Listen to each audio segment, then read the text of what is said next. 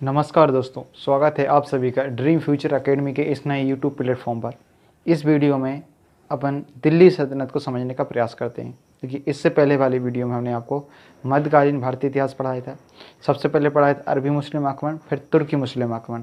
और तुर्की मुस्लिम आक्रमण में अपन ने पढ़ाया था कि जो महमूद गजनवी के 17 आक्रमण और फिर मोहम्मद गोरी के आक्रमण, पृथ्वीराज चौहान से युद्ध, तराइन का प्रथम युद्ध, तराइन का दूसरा युद्ध और चंदावर का युद्ध, ये सब पढ़ चुके थे। उसका जस्ट नेक्स्ट वाला वीडियो ये है। इसमें पढ़ेंगे कि हमने आपको बताया था जो मोहम्मद गोरी था उसके 4 गुलाम थे। ठीक है, एक यालदोज था, एक कुबाचा था, एक बख्तियार खिलजी था और एक था कुतुबुद्दीन ऐबक। तो वो कुतुबुद्दीन ऐबक ही जो रहता है, उसका गुलाम रहता है मोहम्मद गोरी का, वो यहाँ पर क्या बन जाता है, अगला शासक बन जाता है भारत का। उसको लाहौर और दिल्ली मिला हुआ था गिफ्ट में, तो उसी ने यहाँ पर गुलाम वंश की नींव रख दी। तो जो गुलाम वंश था उसने दिल्ली में शासन किया। तो दिल्ली में पहला वंश था गुलाम वंश, तो इसलिए अपन बोलते हैं दिल्ली सल्तनत। इसमें टोटल 5 वंश थे, तो पाँचों वंश आपको ये पढ़ना है कौन कौन से वंश थे। तो शुरू में समझते हैं गुलाम वंश को। ठीक है, एक एक करके पढ़ेंगे। तो दिल्ली में शासन किया है सबसे पहले गुलाम वंश ने, उसके बाद फिर अंगला वंश आएगा, फिर अंगला आएगा, फिर अंगला, ऐसे करके टोटल 5 वंश ने शासन किया दिल्ली में। तो आप समझ रहे क्या पढ़ रहे हैं। तो तुर्की साम्राज्य में पढ़ा है अपन ने। तुर्की जो साम्राज्य था, तुर्की साम्राज्य का जो संस्थापक था वो तो अल्पतगीन था। उसके बाद फिर आपका महमूद गजनवी ने आक्रमण किया। उसके बाद फिर किसने किया, मोहम्मद गोरी ने किया। और मोहम्मद गोरी के बाद अगला शासक कौन बनता है, गुलाम वंश का कुतुबुद्दीन ऐबक। उसी के बारे में पढ़ना। फिर उसके बाद अगला वंश पढ़ते जाएंगे। जैसे ही दिल्ली सल्तनत खत्म होगा, भारत में मुगल वंश की शुरुआत हो जाएगी। तो शुरू करते हैं इसको। देखिए, दिल्ली सल्तनत में टोटल 5 वंश है। पहला वंश है गुलाम वंश, खिलजी वंश, तुगलक वंश, सैयद वंश, लोधी वंश। ये 5 वंश है। इन पाँचों वंश की ट्रिक देख लीजिए पहले आप लोग। ठीक है, इन पांचों वंश की ट्रिक देख लीजिए। देखते हैं तो पहली इसकी ट्रिक है गुलाब खिला तो सूंघ लो।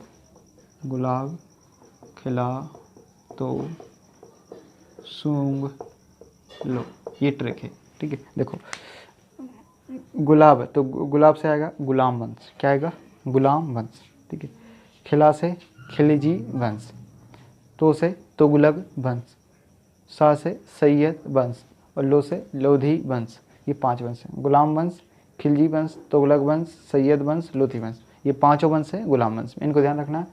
अब देखते हैं किसने कब तक शासन किया। डेट भी पूछ सकते हैं आप लोगों से, ये लाइन से पूछते हैं कितने वंश हैं। तो गुलाम वंश, खिलजी वंश, तुगलक वंश, सैयद वंश, लोधी वंश। गुलाम वंश 1206 से 1290 तक शासन करता है। उसके बाद खिलजी वंश आता है 1290 से 1320, सबसे कम समय तक खिलजी वंश ही शासन करता है। उसके बाद आता है तुगलक वंश, सर्वाधिक समय तक तुगलक वंश शासन करता है और ये करता है 1320 से 1414 तक। ठीक है, उसके बाद सैयद वंश आता है 1451 तक और अंतिम रहता है 1526 से 1451 तक, 1526 तक। ठीक है, लोधी वंश, और लोधी वंश का अंतिम शासक रहता है इब्राहिम लोधी, जिसके साथ बाबर का युद्ध होता है और भारत में मुगल वंश की नींव रख दी जाती है। तो ये पढ़ेंगे अपन लोधी वंश के बारे में। अंतिम वंश रहता है लोधी वंश। इसके बाद कौन सा जाता है, मुगल वंश आ जाता है भारत में। तो ये हो गए कौन ने किसने किया। तो देखिए ध्यान से, गुलाब खिला तो सूंघ लो ट्रिक है, गुलाम वंश, खिलजी वंश, तुगलक वंश, सैयद वंश, लोधी वंश, 5 वंश। पाँचों का टाइम पीरियड ध्यान रखना है, कब से कब तक रहा शासन। ठीक है, उसके बाद अब देखते हैं इसका संस्थापक कौन था। तो इसका संस्थापक देख लेते हैं। देखिए, पहला है गुलाम वंश। गुलाम वंश संस्थापक थे कुतुबुद्दीन ऐबक। कौन थे, कुतुबुद्दीन ऐबक। कुतुबुद्दीन ऐबक ये गुलाम वंश संस्थापक थे। उसके बाद क्या है, खिलजी वंश। तो खिलजी वंश संस्थापक थे जलालुद्दीन फिरोज खिलजी। कौन थे, जलालुद्दीन फिरोज खिलजी, ये खिलजी वंश के संस्थापक थे। तो पहला गुलाम वंश संस्थापक कौन है, कुतुबुद्दीन ऐबक, और खिलजी वंश के जलालुद्दीन फिरोज खिलजी। उसके बाद तुगलक वंश। तो तुगलक वंश के थे नसरुद्दीन तुगलक, इन्हीं को बोलते हैं ग्यासुद्दीन तुगलक। तो ये संस्थापक कौन है, नसरुद्दीन तुगलक, या इन्हीं को बोलते हैं ग्यासुद्दीन तुगलक, जीटी, ग्यासुद्दीन तुगलक। ठीक है, इसके बाद आता है मोहम्मद बिन तुगलक, सबसे पागल शासक वही है, सबसे पढ़ा लिखा वही था। ठीक है, तो ये तुगलक वंश का आएगा। उससे सैयद वंश, सैयद वंश के संस्थापक थे खिज्र खान। कौन थे, खिज्र खान, सैयद वंश। ठीक है, सैयद वंश कुछ खास नहीं है। ठीक है, और लोधी वंश इंपॉर्टेंट है, इसके संस्थापक थे बहलोल लोधी। बहलोल लोधी ये किस वंश संस्थापक हो गए, तो ये लोधी वंश के संस्थापक हो गए।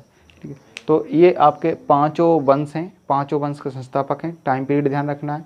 ठीक है, किस वंश ने किसकी स्थापना करी ये भी पूछा जाता है। तो देखो, गुलाब खिला तो सूंघ लो, गुलाम वंश, खिलजी वंश, तुगलक वंश, सैयद वंश, लोधी वंश। ठीक है, संस्थापक देखते हैं। तो गुलाम वंश के थे कुतुबुद्दीन ऐबक, खिलजी वंश के थे इसके थे जलालुद्दीन फिरोज खिलजी। ठीक है, उसके बाद अगला वंश कौन सा है, तुगलक वंश। तुगलक वंश के थे नसरुद्दीन मोहम्मद तुगलक। उसके बाद सैयद वंश के थे खिज्र खान। और लोधी वंश के थे बहलोल लोधी। ये 5 वंश हो गए। अब एक एक करके वंश को पढ़ना शुरू करते हैं। पहला पढ़ेंगे गुलाम वंश। चलिए अब समझते हैं जो कुतुबुद्दीन ऐबक है उसके बारे में। देखिए गुलाम वंश का पहला संस्थापक, गुलाम वंश का पहला शासक कौन था? कुतुबुद्दीन ऐबक। तो गुलाम वंश का पूछ सकते हैं संस्थापक कौन था? कुतुबुद्दीन ऐबक। ये कहाँ था? तुर्की। तो देखो हमने आपको पढ़ाया था एक अरबी आक्रमण एक तुर्की आक्रमण। तो कुतुबुद्दीन ऐबक तुर्क सा था, ठीक है, तुर्क। अरबी लोगों ने भारत पर शासन नहीं किया, तुर्कों ने किया। और मोहम्मद गोरी आया, वो अपने गुलाम छोड़ के चला गया। तो आप बोल सकते हैं जो कुतुबुद्दीन ऐबक था वो भारत का पहला शासक था और ये तुर्की का था। तो तुर्की राज्य का संस्थापक कौन है? तो कुतुबुद्दीन ऐबक। भारत में गुलाम वंश संस्थापक कौन है? कुतुबुद्दीन ऐबक। भारत में दिल्ली वंश का संस्थापक कौन है? कुतुबुद्दीन ऐबक। देखो वंश कौन चल रहा है? दिल्ली वंश। तो दिल्ली वंश संस्थापक कौन है? तो भी कुतुबुद्दीन ऐबक। और दिल्ली वंश में कितने वंश है? 5 वंश। और दिल्ली वंश में जो पहला वंश है कौन सा? गुलाम वंश। इसका संस्थापक कौन? कुतुबुद्दीन ऐबक। और ये कहाँ से था? तुर्क से था। तो भारत में तुर्की वंश संस्थापक कौन है? तो कुतुबुद्दीन ऐबक। ये इतने क्वेश्चन यहाँ से घुमा फिरा के पूछेंगे, ठीक। उससे पहले कौन था? ये गुलाम था और उसका कमांडर था सिपला। कौन था? तो ये गोरी का गुलाम व सिपलासार कमांडर था। कमांडर होता है सेना का नायक। बाद में क्या होता है? मोहम्मद गोरी की एक बेटी होती है, ठीक है। तो जब मोहम्मद गोरी यहाँ वहाँ बिजी रहता है तो ये उसकी बेटी से प्रेम करने लगता है और बाद में उससे ये कर लेता है, शादी कर लेता है, ठीक है। इसी प्रकार यहाँ पर हुआ था।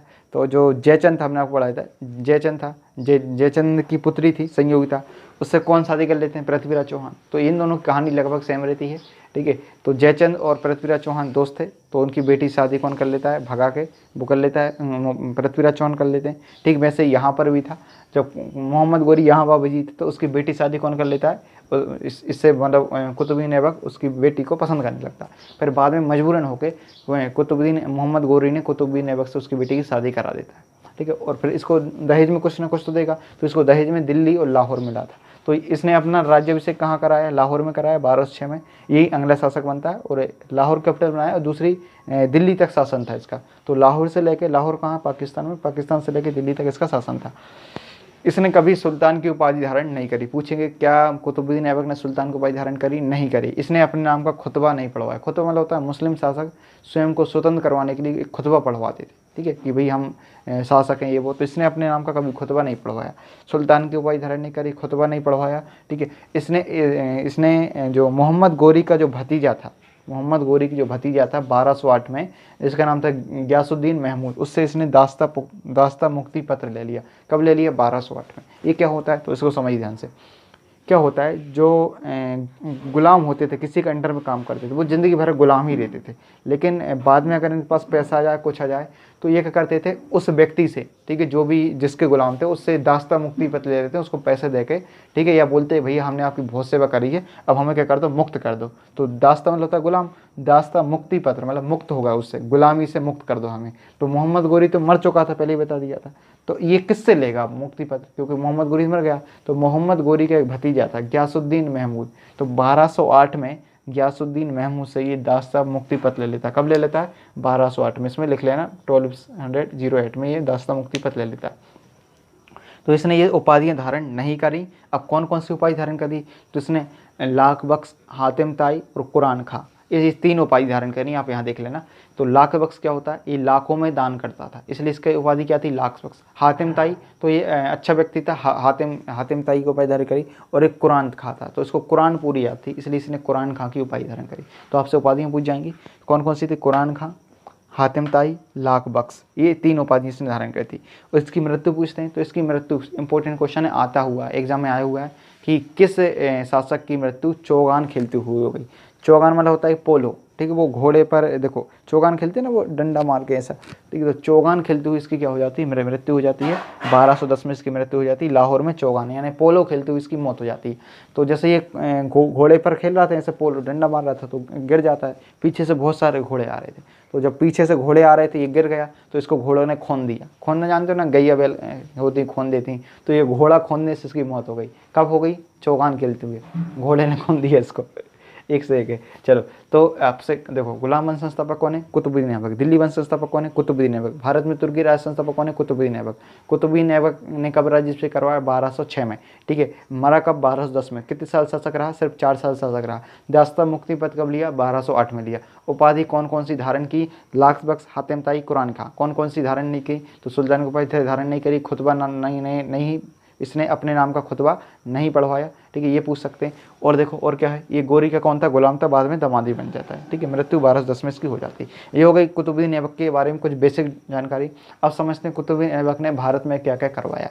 तो इसके निर्माण कार्य देख लेते हैं। तो जैसे कुतुबुद्दीन ऐबक भारत में आता है तो इसके जो निर्माण कार्य हैं वो देख लेते हैं, ठीक है। देखो तो भारत में जैसे ही आता है तो भारत में गुम्बद और मेहराब शुरू हो जाता है। गुम्बद मतलब ऐसा डोम शेप, देखो ये देखो इमेज में, तो गुम्बद शेप शुरू हो जाता है भारत में।